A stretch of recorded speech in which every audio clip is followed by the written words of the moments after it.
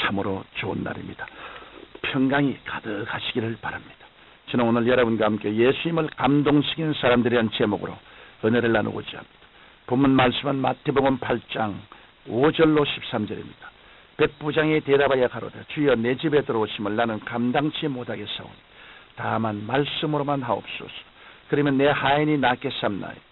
인간이 하나님을 감동시킬 수 있다면 그보다 더 위대한 일이 어디 있겠습니까? 그런데 성경에는 예수님을 크게 감동시킨 사람들이 나옵니다.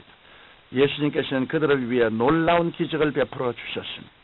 오늘 우리는 위대한 믿음의 선진들의 이야기를 살펴봄으로써 그들의 신앙 자세를 본받는 기회로 삼아야 하겠습니다. 첫째, 예수님의 절대 주권을 인정한 로마의 한 백부장에 관한 이야기입니다. 예수님께서 가버나움 동네에 들어가시는데 로마의 한 백부장이 마중 나와서 절박하게 도움을 구했습니다.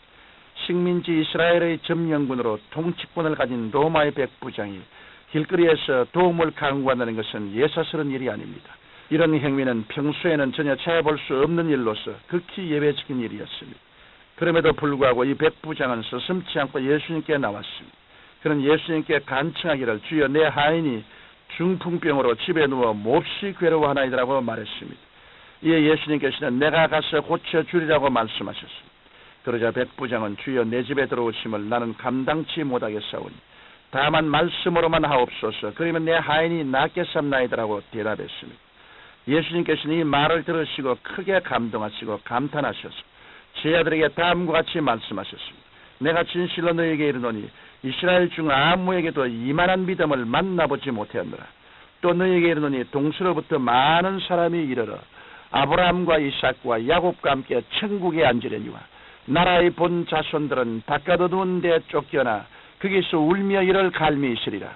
이 말씀을 하시고 난 다음 예수님께서 백부장에게 이르시되 가라 내 믿은 대로 될지어다라고 하시자 그시로 하인이 낫는 기적이 일어났던 것입니다. 이 사건은 우리에게 권세가 어떤 것인지를 잘 설명해 주고 있습니다. 이 백부장은 권세의 의미를 잘 아는 사람이었습니다. 백부장이 가진 권세의 배후에는 로마 정부의 권세가 있었습니다.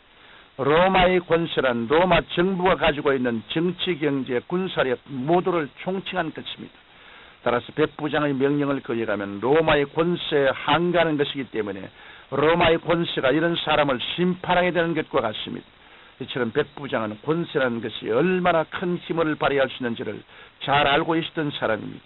그러므로 예수님께서 가지신 권세가 큰 능력을 나타낼 수 있다는 것도 잘 알고 있었습니다. 당시 일반 사람들은 예수님을 그저 지도자나 사회 개혁가 정도로만 알고 있었는데 백부장은 그가 하나님의 아들이심을 알고 믿었습니다. 그리고 예수님의 권세야말로 아무도 거역할 수 없는 위대한 창조주의 권세라는 것을 확신했습니다. 그러므로 백부장은 예수님께 아마 예수님 주의 말씀 한마디로 천지 만물이 다 지음을 받았는데 저희 집까지 오실 필요가 있겠습니까?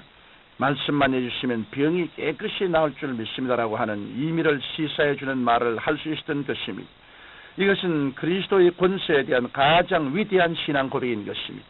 예수님께서는 누가복음 10장 19절에 말씀하시길 내가 너희에게 뱀과 전갈을 밟으며 원수의 모든 능력을 제어할 권세를 주었으니 너희를 해할 자가 결단코 없으라고 하셨습니다.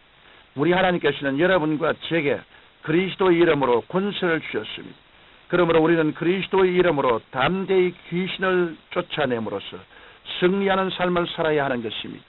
둘째로 예수님의 사랑에 대해 변치 않은 믿음을 가졌던 한 이방 여인의 이야기입니다. 예수님께서 두로와 시돈 지방에 들어갔을 때 가나안 여자 한 사람이 뛰어나왔습니다. 그녀는 소리질러 외치기를 주 다윗의 자손이여 나를 불쌍히 여기소서 내 딸이 흉악히 귀신 들렸나이다라고 말했습니다. 그러나 예수님께서는 한마디도 대답하시지 않으셨습니다. 제 아들까지 간청했지만 예수님께서는 오히려 나는 이스라엘 집의 잃어버린 양 외에는 다른 데로 보내심을 받지 아니하였노라고 하셨습니다. 그러자 이 여인은 예수님께 절하며 다시 간절하게 주여 저를 도우소서라고 간청했습니다. 그러나 예수님은 아주 냉정하게 자녀의 떡을 취하여 개들에게 던짐이 마땅치 아니하니라고 말씀하셨습니다. 그러나 이렇듯 모욕적인 말을 들었음에도 불구하고 이 여인의 믿음은 조금도 물러서지 않았습니다. 그녀는 입을 열어 말하기를 주여 올소이다마는 개들도 제 주인의 상에서 떨어지는 부스러기를 먹나이다라고 말했던 것입니다. 이 여인의 말에 예수님께서는 크게 감동하셨습니다. 그리하여 여자야 내 믿음이 크도다 내 소원대로 되리라고 말씀하시므로 그시로 그 여인의 딸은 나음을 입었습니다. 이 여인의 어떤 점이 이처럼 예수님을 감동시킬 수 있을까요? 그것은 이 여자가 예수님의 사랑에 대한 확고한 믿음을 가지고 있었기 때문입니다. 예수님 우리를 사랑하십니다. 그러므로 예수님을 간절히 찾는 자를 주님은 멸시치 않으십니다. 이 여인은 이러한 사실을 알고 있었던 것입니다. 예수 그리스도의 사랑을 조금이라도 의심하면 주님께서는 슬퍼하십니다. 그러나 이 수로보니게 여인처럼 조금도 의심하지 않고 그리스도의 사랑에 대한 믿음을 확고히 가질 때 주님은 크게 감동하십니다. 보통 사람 같으면 개라는 소리를 들으면 아니 죄를 안 해주시면 안 했지 이렇게 사람을 모욕해 뭐 개라고 정말 사람 우습게 보는군 이와 같이 말하고 가버릴 수도 있습니다. 그러나 이 수로보니게 여인은 달랐습니다. 여기서 우리가 배워야 할 점이 있습니다. 그것은 바로 우리에게 어떤 고난이 다가와 눈에는 아무 증거 안 보이고 귀에는 아무 소리 안 들리고 손에는 잡히는 것 없어도 결코 좌절하거나 낭망하면 안 된다는 것입니다. 이럴 때일수록 우리 자신을 향해 창조적인 믿음의 고백을 해야 하는 것입니다.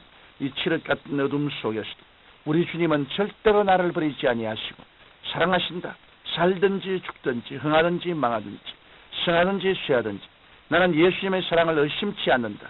주의 사랑을 나는 믿고 따른다. 이렇게 고백한다면 주님은 뭐라고 하시겠습니까? 내 믿음이 크도다. 내 믿음대로 될지어다라고 말씀하실 것입니다. 그러므로 예수님은 우리의 믿음을 보기 원하십니다. 속에 숨어있는 믿음은 가능성을 가진 잠재적인 믿음은 될지언정 살아 역사하는 믿음은 될 수 없습니다. 수로보니게 여인처럼 우리도 주님 앞에서 담대히 믿음의 고백을 할 수 있어야 합니다. 사랑하는 성도 여러분, 우리들은 절대 주권자이신 예수님의 사랑과 치료에 대한 강한 믿음과 확신이 필요합니다. 그리하여 우리는 어제나 오늘이나 변치 않고 동일하게 역사하시는 예수님을 우리의 삶 속에서 매일 체험해야 합니다. 그러기 위해서는 우리 마음속의 불신앙과 무지와 실천이 없는 신앙을 내어 쫓고 믿음으로 나가야 합니다. 이렇게 할 때 우리 예수님께서는 우리의 영혼이 잘됨같이 범사에 잘되며 생명을 얻되 넘치게 하는 큰 복을 우리에게 베풀어 주실 것입니다. 전능하시고 거룩하신 우리 아버지 하나님, 우리는 주님의 그 위대하신 주권과 권세를 깨닫고 믿고 시인하게 도와주시옵소서. 주님은 천지와 만물을 지으신 창조시여 절대 주권을 가지신 참 하나님이 참 사람이 되었다는 것을 알고 그 주권과 권세를 확실히 이해하는 우리들이 되게 도와주시옵소서. 어떠한 역경에도 주님은 우리를 끝까지 사랑하시고 돌보시는 사랑의 주님이시라는 것을 알고 뒤로 물러가지 않고 강하고 담대하게 주님을 찾고 주님 앞에 나가는 우리들이 다 되게 하여 주옵소서. 예수님 이름으로 기도드립니다. 아멘.